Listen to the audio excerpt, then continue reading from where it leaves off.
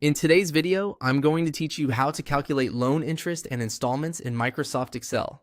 We're going to walk through a simple way to calculate the interest portion of a loan using a basic Excel formula. This is useful if you want a quick understanding of how much interest you're paying compared to the original amount you borrowed.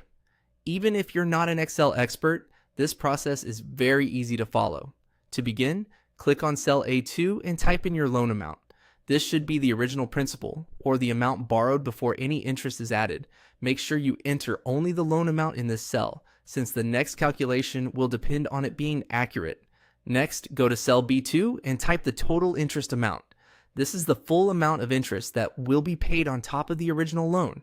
In other words, this value represents the extra cost of borrowing, separate from the principal itself. It's important to enter this carefully because this number will be used to calculate the loan's interest rate. Once those two values are in place, click on cell C2. This is where you will enter a simple formula to calculate the interest rate based on the numbers you entered in A2 and B2.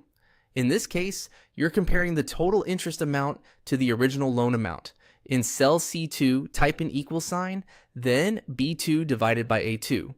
Written out, the formula is equals B2/A2. After typing the formula, press enter. Excel will now return the result as a decimal. This number shows the interest in relation to the original loan amount. For example, if the result is 10%, that means the total interest is equal to 10% of the loan amount.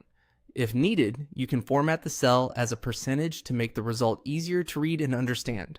This method gives you a fast and straightforward way to calculate loan interest in Excel without needing advanced formulas.